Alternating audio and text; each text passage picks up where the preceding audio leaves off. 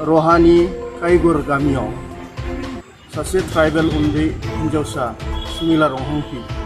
बिखौ माखासे गोजौ थाखोनि हारिनि मोनसे नखरनि प्रकाश बरठाकुर आरो बिथांनि फिसाला आरो बिथांनि बिसिया बुथारनानै केरासिन बा पेट्रल लुनानै सावनायखौ नुनानै खाथि खालानि रायजोनि गामिनि मानसिफ्रा नुहुरनानै पुलिसनो खबर होनाय जादोंमोन आरो बे खबर होनायाव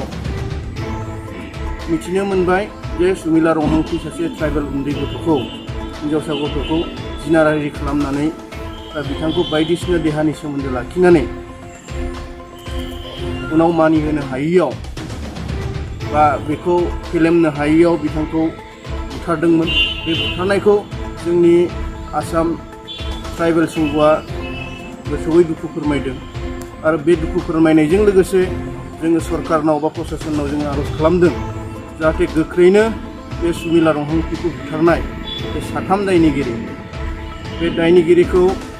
schedule tribe prevention of atrocity act 1989 नि गेजेरजों फास्ट ट्रेकनि जोहै जाहाथे गोख्रैनो फासिनि बेबस्था खालामनांगौ होननानै जोंनि ट्राइबेल संघआ दाबि खालामदों आरो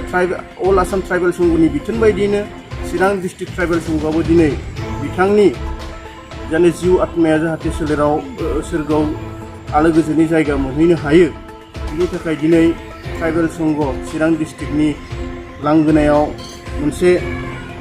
दुखु दाहा फोरमायनाय हाबाफारि लादों।